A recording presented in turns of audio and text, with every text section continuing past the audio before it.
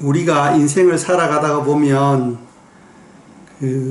위기를 만날 때가 있습니다. 어려움을 만날 때가 있습니다. 그때 우리가 어떻게 대처해야 하는가? 오늘 창세기 16장 말씀을 통해서 저희들이 몇 가지 지혜를 한번 얻도록 해보겠습니다.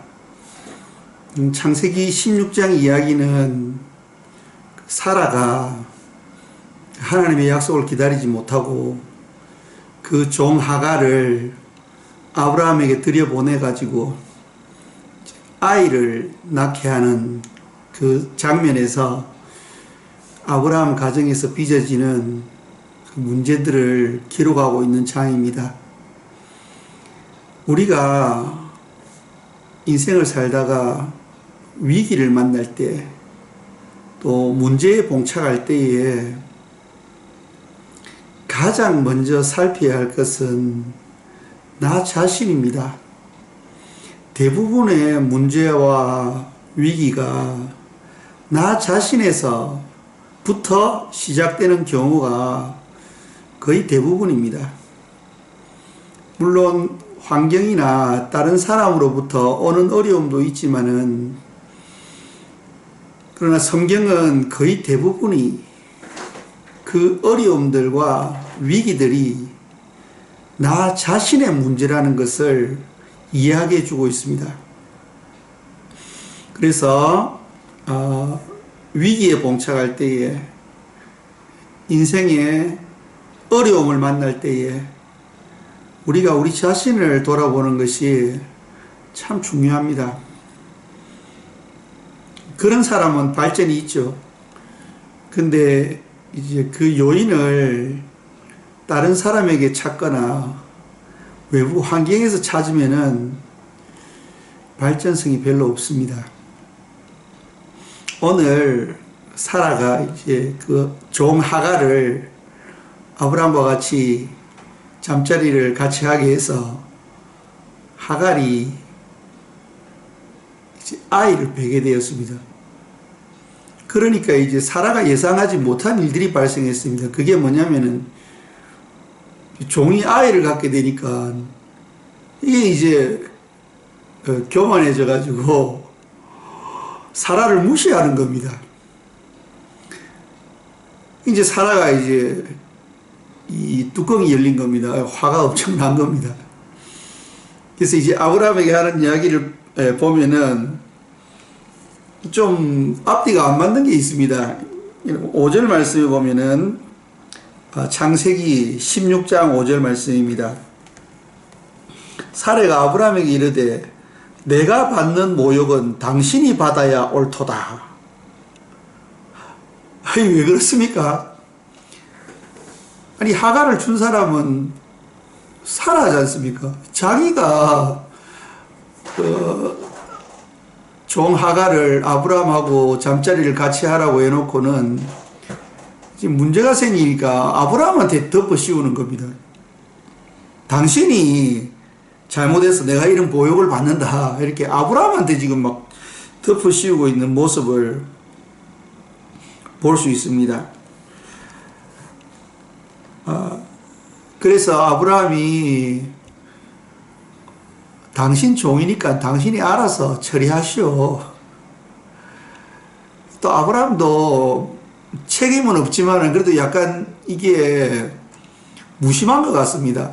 중재하려고 좀 노력은 해야 되지 않습니까?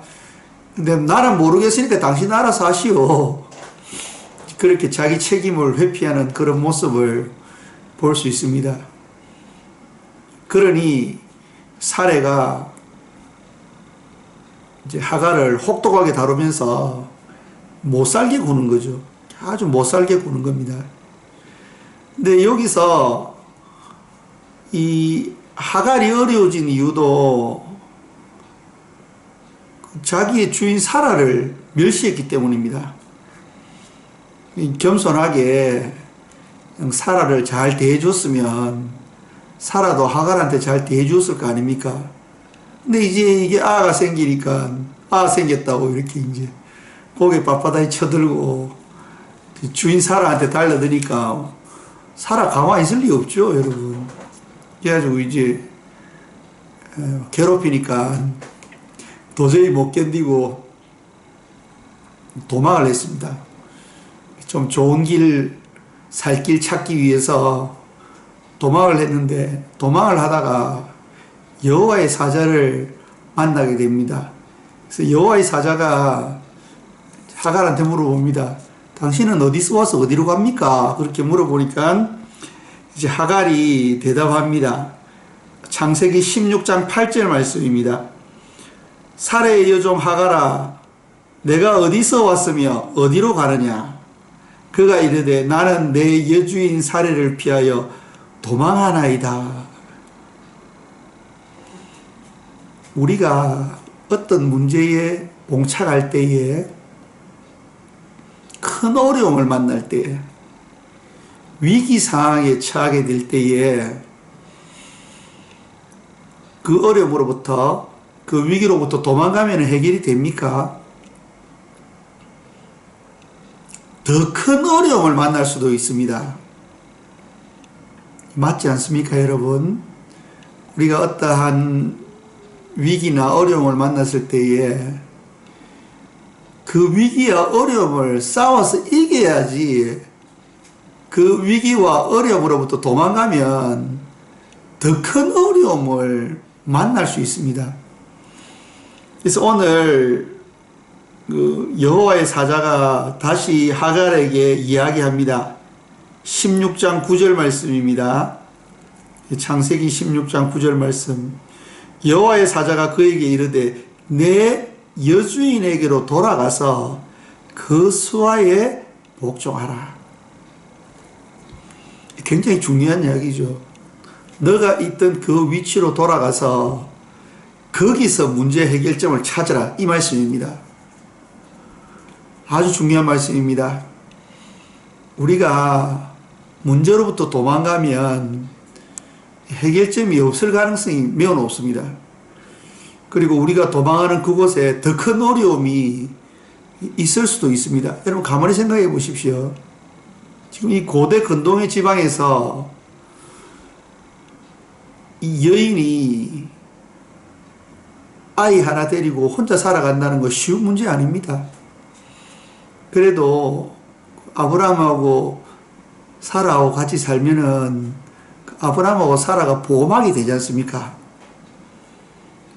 이 편이 사실은 더 나은 겁니다. 그래서 여호와의 사자가 너 있는 자리로 돌아가라. 너의 본래 위치로 돌아가라. 그리고 거기서 시작하라. 너의 문제는 교만해가지고 빳빳하게 고개 쳐들고 주인을 무시한 것이기 때문에 다시 너의 위치로 돌아가서 여주인에게 복종하기 시작하면 너의 문제는 해결될 것이다. 그렇게 그 여호와의 사자가 알려줍니다. 그러면서 이 여호와의 사자가 하갈한테 해주는 이야기가 참 의미심장한 이야기입니다. 사실은 이 하갈도 피해자지 않습니까? 이 사라의 계략에 빠진 피해자입니다, 사실은. 그래서 하나님은 그 피해를 입은 사람들을 보고 계시고 또 피해를 입은 사람을 불쌍히 여기시는 그런 긍휼의 마음이 하나님께 있습니다. 그래서 여호와의 사자가 하갈에게 약속해 줍니다. 내가 내 씨를 크게 번성하여 그 수가 많아 셀 수 없게 하리라. 이게 창세기 16장 10절 말씀이고요. 11절 말씀입니다. 여호와의 사자가 또 그에게 이르되 내가 임신하였은즉 아들을 낳으리니 그 이름을 이스마엘이라 하라. 이는 여호와께서 내 고통을 들으셨음이라. 이스마엘이라는 이름이 여호와께서 들을 것이다 라는 말씀입니다. 그래서 여호와께서 내 고통을 들으셨음이라. 이 말의 뜻이 이 이스마엘이라는 이 이름에 반영되어 있습니다. 그런데 이 이스마엘이라는 이 이름과 그리고 내 고통을 들으셨다는 이 문장을 히브리어로 보면은 참 재미있습니다. 이 이스마엘이라는 이 단어를 분석해 보면요, 여러분 이 스마엘 이렇게 분석할 수 있습니다. 스마가 쉐마라고 들어보셨죠? 쉐마, 들어라. 이 샤마가 듣는다는 뜻이거든요. 그것의 명령형이 쉐마입니다. 들어라. 그래서 여기에 요 스마가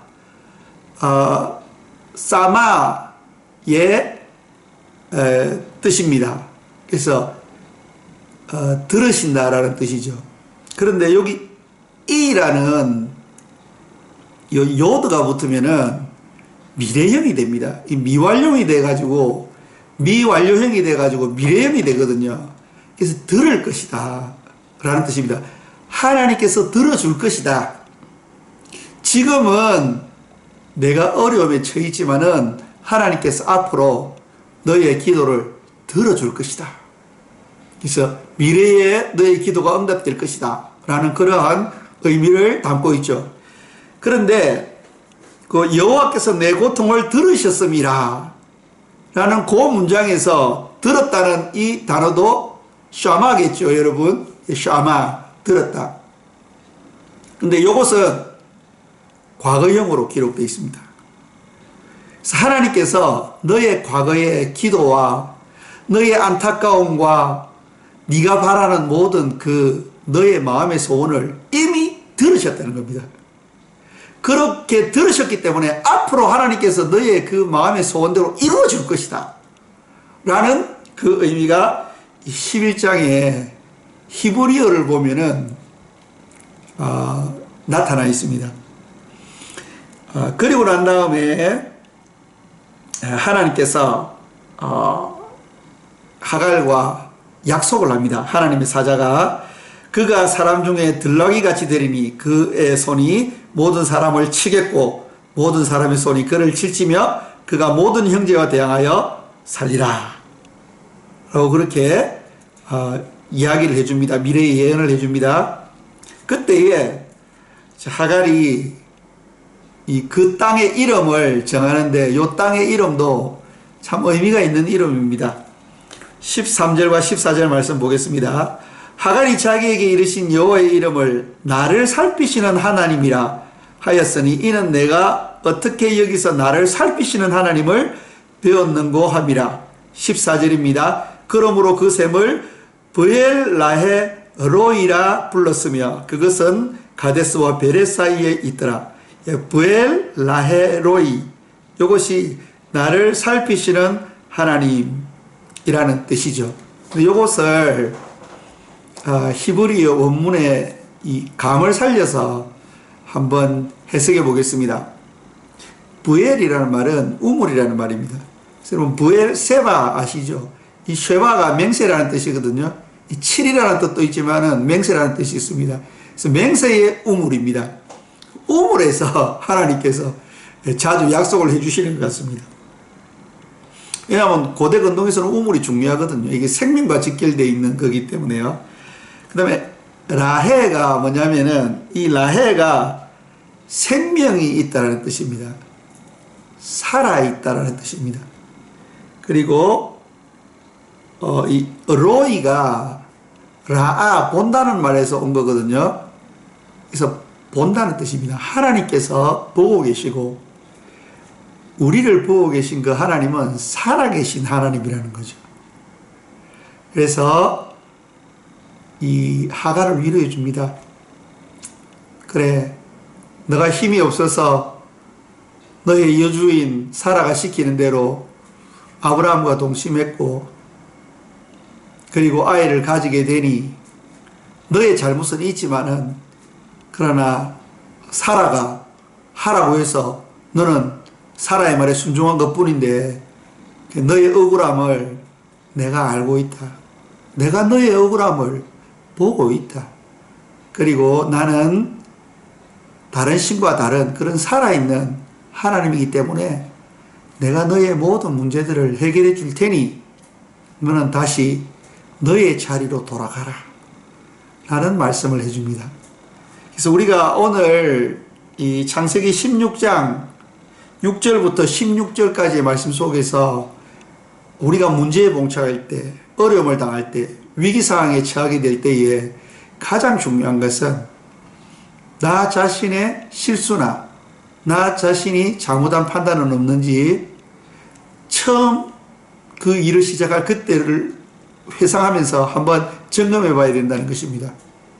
그리고 내가 어려움을 당할 때에 하나님께서는 나를 보고 계시고 또 나의 당한 어려움과 이 상황들을 알고 계시는 살아계신 하나님이시고 또 우리가 기도할 때에 우리의 기도를 들으시고 이미 그 기도를 들으셨기 때문에 앞으로 하나님의 때에 하나님께서 그 기도를 이루어 주시는 분이시라 그런 것을 본문을 통해서 알 수 있습니다.